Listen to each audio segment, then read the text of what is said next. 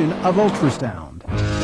After 16 years in the music business, 1996 found Metallica ready to set speed aside, cut their hair, and blast the Billboard charts with a mellower dose of metal called Load. Soon after, they ushered in Metalpalooza and a world tour, then took aim at Reload, an album comprised of unfinished material from Load. And once again, they scored another bullseye on the Billboard charts. We have a desire to keep pushing the boundaries, and the only thing that will limit us will be our own imaginations. Over 9 million albums later, ultrasound takes you inside the studio during the prolific sessions that introduced fans to the new Metallica, Locked and Loaded.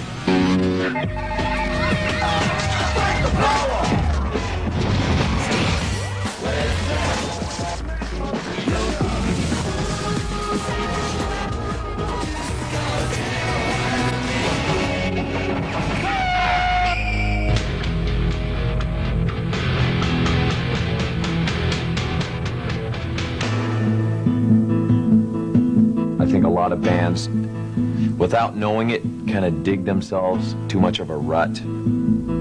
They're just a little afraid to expand or to take a step forward. I don't think we've ever been afraid of that. There's a certain dynamic between the four of us that seems to keep the spark alive. The thing that has kept Metallica going so long, and it's kind of been our secret. I mean, it's how, everybody's always wants to be there for the other three guys. Nobody ever wants to let the other three guys down. We get older, and that's okay. We change, and that's okay, as long as it's natural. Metallica has always been the thinking dudes metal band, punky but intricate too. Early Metallica tracks, in fact, were so fiendishly multi-metered the guys themselves could barely keep up in concert. But that's history. The song's real raw in terms of it just has two guitars, drums and bass, a couple of vocal effects and stuff like that. Whereas the rest of the album ranges over many stylistic strategies, right? Well put. Strategy. I like that one. That's a pretty good one. Well put there, Kurt. It's like In other words, it's a complete mess. Free fall. With its last album still on the Billboard Top 100 chart 5 years after its release, Metallica has stripped its surefire sound way down for an unusual new album called Load. There was no big plan in the end on how they were all supposed to sound, so we just concentrated song by song and just let them go. Every song evokes a certain type of mood. It's not, consistently just pounding heavy metal thunder all the way. I think the one thing we had to do was just be looser, go for attitude, go for vibe, and go for something that was more of a band sound. I think listening to some of the earlier records, it definitely sounds like the Ulrich Hetfield experience. The Hetfield-Ulrich experience began in Los Angeles in 1981, a time when glam was king, or queen, and two young locals found themselves united in dismay. Angry young singer James Hetfield and transplanted Danish drummer Lars Ulrich. I came from Europe. I was listening to a lot of the European stuff that was going on at the time. I landed in the land of REO Speedwagon and Styx and Kansas, and I'm just going ah! We loved punk music, and it just didn't have enough musicianship to it, so we basically added some. Hetfield and Ulrich hooked up with Dave Mustaine, a speed demon guitarist with a major mouth, and brought in bassist Ron McGovney to form the maiden lineup of Metallica in October 1981. People came to our gigs not knowing what they were expecting. They'd come to that club no matter what, just to hang with their friends and see who's, looking prettier, that night. And we got very annoyed with that, and we'd sing louder and play faster, and that's kind of how I think it helped develop our style. So Metallica was working, but something was lacking in the band's lineup, and while watching another group at the famous Whiskey one night, they discovered what it was: bassist Cliff Burton. So we saw this big mop going, and we had this wah going, and fingers and hair were flying, and we just thought that was so cool and so unique, and we had to have the guy. He really had been studying music at a college up in San Francisco and stuff, and really started introducing James and me to things like harmonies and melodies and stuff like that. My name is Donna Davis, and I'm here with Metallica, the hot new heavy metal band from LA. And let's have them start with their name and what they do in the band. And let's start with you. James Hetfield, rhythm guitar and vocals. Lars Ulrich, drums and guitar. Dave Mustaine, lead guitar. Cliff Burton, bass guitar.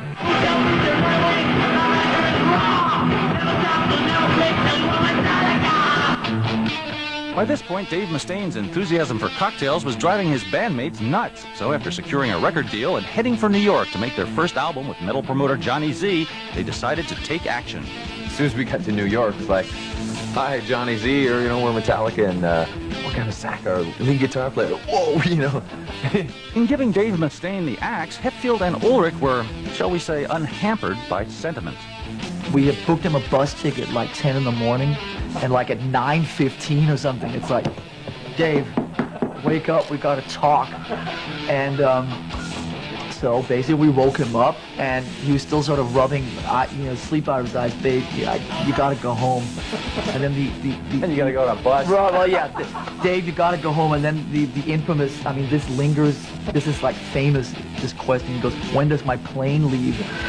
And Dave, well, here's part 2 of the bad news. So basically, you just got fired and you have 4 days on a Greyhound bus clear across America to sit and revel in that. I initially got the call on April Fool's Day, so I thought it was an April Fool's Day joke. I was on the can. About midnight, Kirk shows up, and he sets up his equipment. It was actually the first time I'd ever been out of California. Really? Yeah. I was scared of this. And it's like New York. It's like, wow, this place is really big and dirty. The first song we played was Seek and Destroy, and we got to the guitar solo, and 10 seconds into it, me and James just looked at each other, and that was it. Done. End of story.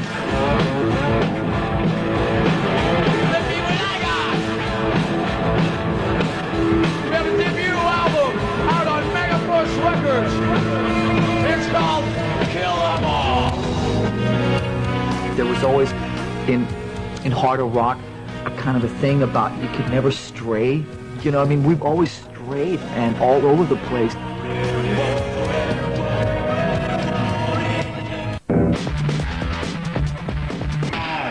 On the way to somewhere is always the best time you can come up with lyrics. So, a paper right there ready to write away, and a little pen handy right there. Going back and forth to Lars's and I'd be late going there. Stop at Wendy's. I'd be eating a burger, talking on the phone, and writing down lyrics. What's on your mind writing-wise these days? What are the themes of some of these songs? The themes lyrically? Yeah. Vagueness.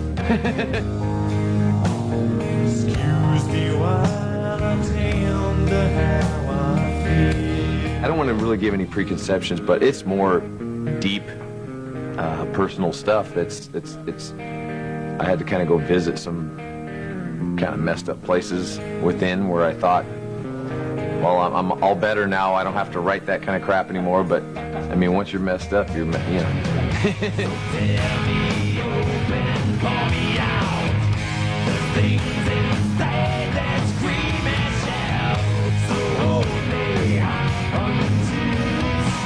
A lot of those old records were so thematic, and there was all these visuals and all these major, almost, just messages and all this kind of heavy-duty political stuff. And we really got kind of bored with that. And I think at the same time, James felt more comfortable opening up and letting some of his really innermost bizarre stuff out. I just wish that people would just go past, what they think Metallica is about, heavy metal, thunder and lightning, Satan, and listen to the music. There was always, in harder rock, kind of a thing about you could never stray. We've always strayed and all over the place. Metallica started straying on its second album, Ride the Lightning. The band had signed with new management and a new major label, and it wasn't about to start bowing down before the usual hard and fast metal stereotypes. In 1984, when we put a ballad, Fade to Black, on our second record, people were freaking, okay? And we just said, right there, this is how it's going to be. There are no parameters that keep us in. Releasing its third album, Master of Puppets, in 1986, Metallica embarked on a career-changing tour with metal god Ozzy Osbourne. The Puppets album rose to number 29 on the Billboard chart, and with this success, the band soon found itself answering to the inevitable charge of selling out. We do what we want to do, you know. If they consider that selling out, then whatever.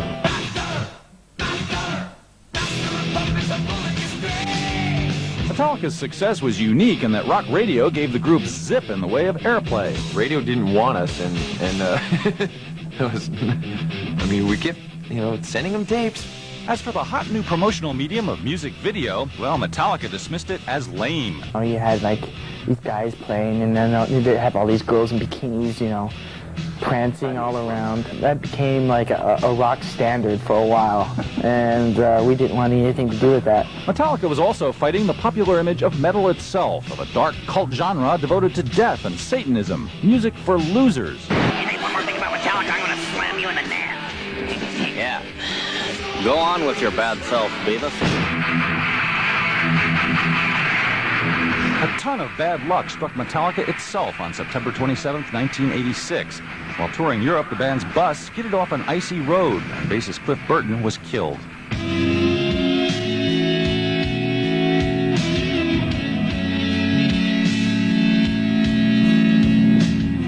Did the band think at any time like maybe we should take 6 months off? No. We knew that if we did that, we'd probably start wallowing in our grief and depression. So we thought, we unanimously decided that we should just keep on working. Double-edged sword of that was that it was like whoever we got in the band would be at the receiving end of torment and torture and for years to come, just because he was the replacement for Cliff. That lucky man turned out to be Metallica fan Jason Newsted, plucked from the lineup of a Phoenix band called Flotsam and Jetsam.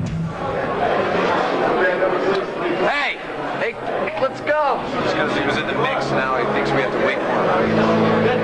Good guys.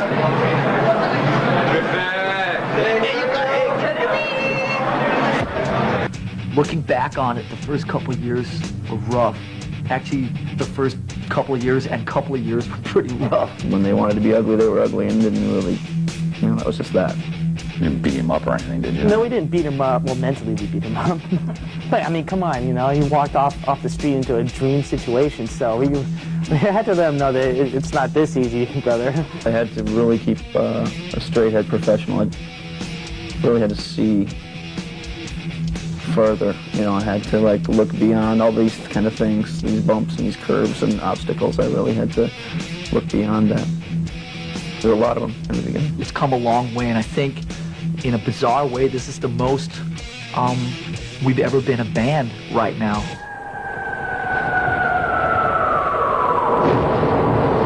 What is democracy? It's got something to do with young men killing each other, I believe. In 1988, Metallica released a new album, And Justice for All, mounted a worldwide tour, and finally came up with a video concept they liked. The story of a young man who goes off to war and comes back a vegetable. I can remember sitting on the couch, and one would come on, and then afterwards, a DJ will say, well, on a lighter note, we have... and I knew we had touched a chord.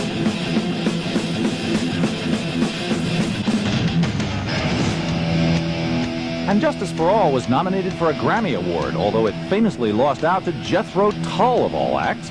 But the critical tide was turning, as even New York Times writers began hailing Metallica's complex arrangements and pointed lyrics. Hey, look. We're in Rolling Stone. Isn't that exciting? See? We made it into Rolling Stone. We peaked. Can only go down from here. I knew we had a really good record, and I knew that it was going to do well. I would never in a zillion years think that 5 years later it's still hovering in the top 100.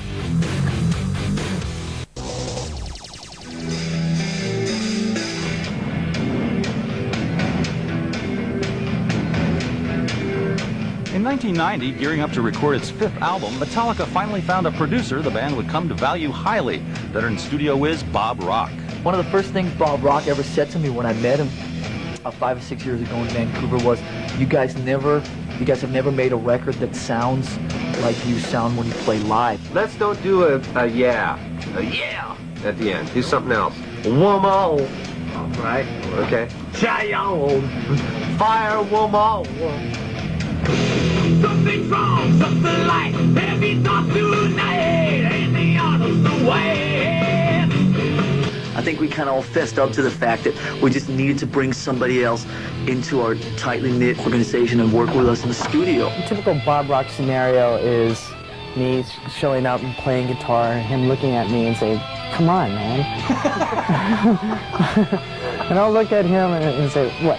And he goes, "You're much better than that. Come on. You don't want to put that on an album." Remember what I said about guitar players that don't do their homework?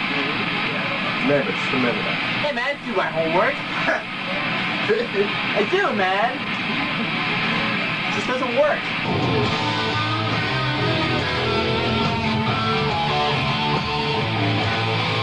The resulting record, officially called Metallica, unofficially the Black Album, was unveiled at a fan listening party at New York's Madison Square Garden.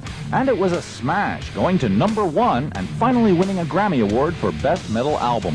Let's see, I think the first thing we got to do is, obviously, like you guys were expecting, is we got to thank Jethro Tull for not putting out an album this year, right?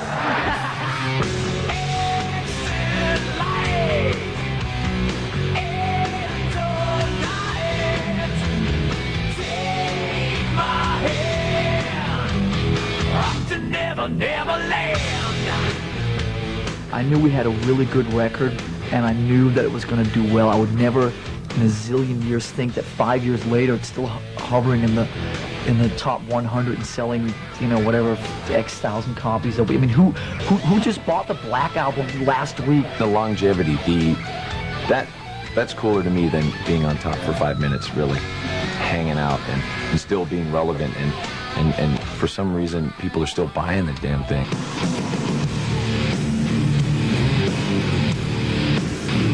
The unending popularity of the Black Album wound up keeping Metallica on the road for 2 whole grueling years.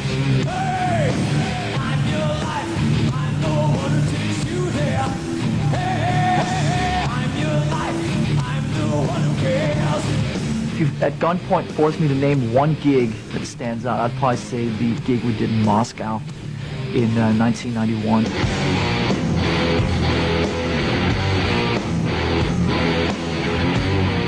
This was just elevated one step more than anything I've ever seen of us, and working with an audience, and it was that whole experience was truly amazing. After cranking out some 400 shows, the members of Metallica decided to take a whole year apart from each other before starting work on Load. The sound on this record seems to indicate sort of a happier group. Do you feel happier than you were 15 years ago? I don't know about happier. Less unhappy. Maybe. Has the songwriting process changed? The actual songwriting process hasn't changed that much. It's still me and James who sit with the material. It's still me and James who put the songs together, the basic arrangements, everything like that. I think this time around we ended up using more stuff of Kirk's. And all the whitehead stones and rose like Georgia cotton. Let's play Guess Who's Not in the Room. Bob! Producer Bob Rock was back on board for Load, of course, and Metallica itself was a changed band, rested, mature, and operating now with a new, more democratic spirit. It's like a band, you know? It's very weird, you know? Yeah, Lars and I back off a little and let them take a little control, you know, over their own, you know, parts. They kind of let down the guard a little bit and maybe let a little bit more responsibility go to the other cats in the band, Kirk and myself, and let us be able to, you know, voice our opinions and really show our stuff this time. I mean, we're really doing everything backwards. Do you know, I mean, most people they start as a band and then a couple guys take over and then everybody blows up. But we kind of, you know, started with a couple of guys running the show, and then it becomes a band, and now it's like a tighter thing than it's ever been before. It's kind of weird. Not only is Load a major stylistic step for Metallica, but so is the band's choice of a venue to promote it as headliners on the earnestly alternative Lollapalooza tour. We're going to reach a lot of folks that we didn't before and gain some respect from some people that we didn't before. And we're real happy with the songs. We're real proud of them. And that's going to make a big dent in a lot of people that maybe had their doubts, and that makes me happy too. Musically, I think we're in a position right now where we could go anywhere and people would not necessarily maybe like it, but at least respect it. And I think that that's important. And at least understand that we have a desire to keep pushing the boundaries, and the only thing that will limit us will be our own imaginations.